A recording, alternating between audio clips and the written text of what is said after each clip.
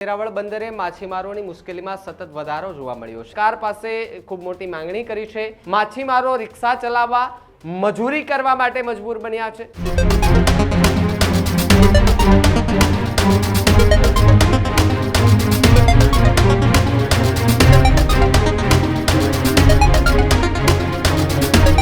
સમાચારમાં આગળ વાત કરીએ ગીર સોમનાથના વડા મથક વેરાવળથી સામે આવી રહ્યા છે કે જ્યાં વેરાવળ બંદરે માછીમારોની મુશ્કેલીમાં સતત વધારો જોવા મળ્યો છે। સિઝનની શરૂઆતમાં જ માછીમાર સમુદાય વિકટ સ્થિતિમાં જોવા મળ્યો છે। ખરાબ હવામાનની અસરથી માછીમારો હેરાન પરેશાન જોવા મળી રહ્યા છે।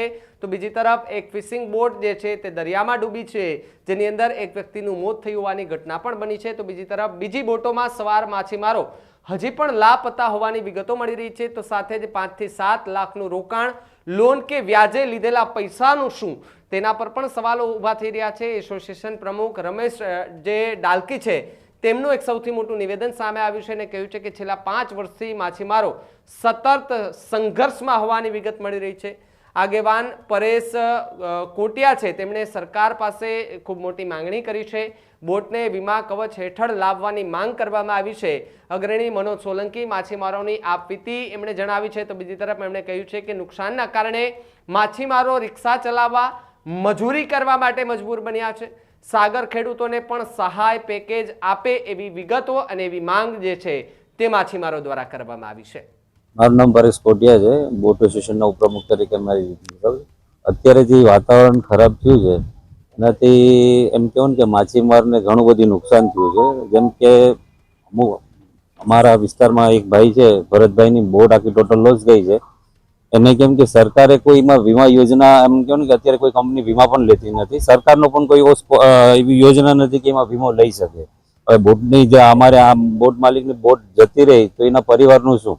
અત્યારે કોઈ પણ સરકારે કોઈ પણ પ્રકારની વીમા યોજના ચાલુ કરવી જોઈએ।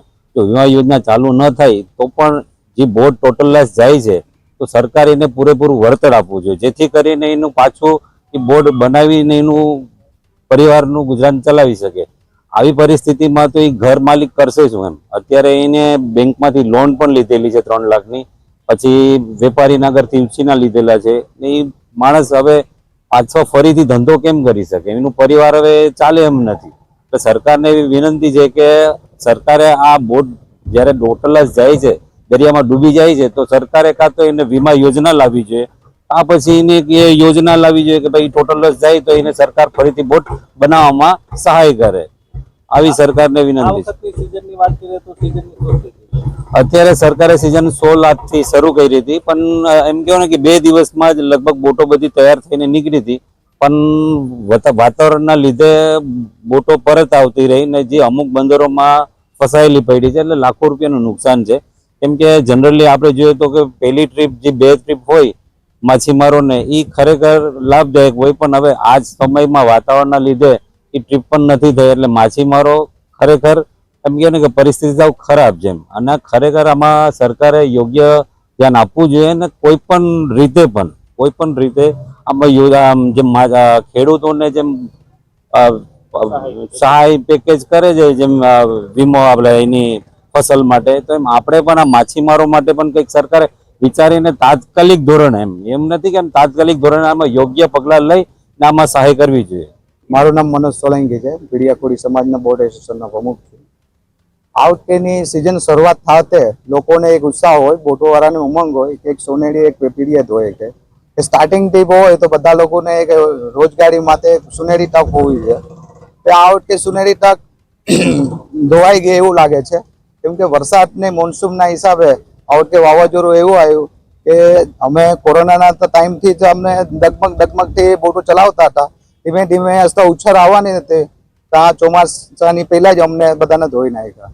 સરકાર એની અંદર ઘણા એવા ફાયદા આપે છે, જેવી રીતના ખેડૂતોને પણ સહાય આપે છે, એવી રીતના બોટોવાળાને પણ એક નવી યોજના, એક નવી સહાય આપે તો બોટોવાળાને ઉછર થઈ શકે। કેમ કે બોટોવાળા હમણાં વેપારી પાસેથી લીધેલા હોય, લોન લીધેલી હોય, એવી બધી પરિસ્થિતિથી કપડત પરિસ્થિતિ બહાર નીકળવાની કોશિશ કરતો હોય, પણ સ્ટાર્ટિંગની પીરિયડ જ એવો સુનેરી બધાનો એક ગોલ હોય કે આ સિઝનની અંદર એક સારી એવી ગ્રોથ મચ્છીનો પણ આવશે તો બધું ભરપાઈ થઈ જશે, પણ એવો બધો નાશ થઈ ગયો છે ને માછીમાર પાયમાલ થઈ ગયો છે।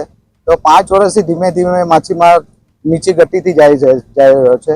એને રોજગાર માટે દિવસે ને દિવસે એને ચિંતન થાય છે કે ક્યાંથી રોજગાર કરીશ ને એના બાળકોને ભણાવીશ, શિક્ષણ કેવી રીતના આપીશ, એનું ઘર કેવી રીતના ગુજરાન ચલાવીશ, એની કપટ પરિસ્થિતિ થઈ ગઈ છે. તો મારી સરકારને એક દહેશત છે કે જલ્દીથી જલ્દી આનો એક ઉકેલ લાવે, સરકાર માછીમાર તરફથી થોડીક સહાય કરે. મારું નામ રમેશભાઈ રામજીભાઈ ડાલકી, હું ભીલિયા ખારવા સમાજ બોટ એસોસિએશનનો પ્રમુખ છું.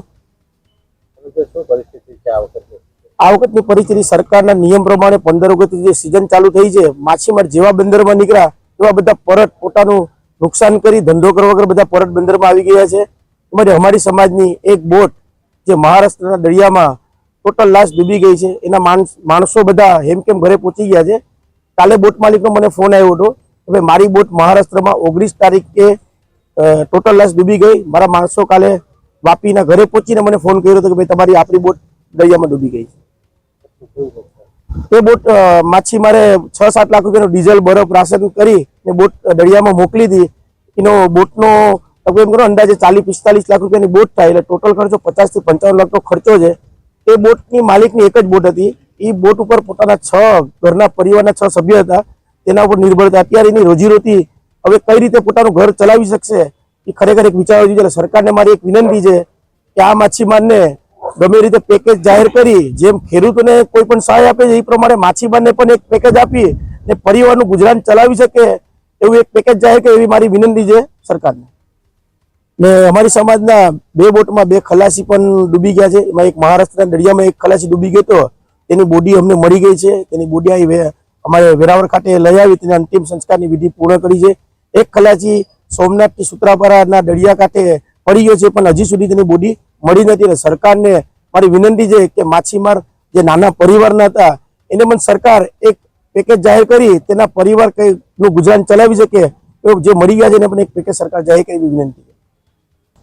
અત્યારે આપણી બોટું વેરાવળમાં 28 થી 3000 અત્યારે બોટું વેરાવળમાં જ છે ને આપણી 300 થી 400 બોટું તે અલગ અલગ બંદરોમાં છે. તેમાં ગુજરાતના ઘણા બંદરોમાં છે, મહારાષ્ટ્રના ઘણા બંદરોમાં છે. એ બોટો અત્યારે વાતાવરણના હિસાબે ત્યાં અંદર એન્કર ઉપર છે, પણ હજી બોટું તે બંદરમાં આવી નથી. એટલે સરકારને આપણને ખરેખર માછીમાર માટે બોટ પેલી જ ફિશિંગ જે માછીમારની કહેવાય છે કે મહિના દિવસની જે ફિશિંગ હોય એ બહુ સારી આવતી હોય છે. એ ફિશિંગના હિસાબે આખું વર્ષ એનું ચાલતું હોય છે. પેલી જ ફિશિંગ બધા માછીમારને અત્યારે ખરાબ ને પૂર્ણ થઈ એટલે ખરાબ ફિશિંગ થઈ છે. સરકારને મારી વિનંતી છે કે બધા માછીમારને આમાં વળતર મળે. જેમ ખેડૂતોને સરકાર જે પાકનું નુકસાનનું વળતર આપે છે એવી રીતે માછીમાર પણ એક ખેડૂત છે, એને પણ સરકાર એક ભથ્થું આપે અને એક પેકેજ જાહેર કરે, તેથી માછીમારને પોતાની બોટ બીજી ફિશિંગમાં મોકલવા માટેનો સહયોગ મળે તેમ એવી મારી વિનંતી. તો જે પ્રમાણે આખી આ ઘટનાઓ જોઈ અને આગળ પણ આ જ પ્રકારના સમાચારો અમે તમને આપતા રહેશું. GTPL પર 285 નંબર પર અમને જોતા રહેજો. મને આપો રજા ને આપ જોતા રહેજો ન્યૂઝ રૂમ ગુજરાત. નમસ્કાર.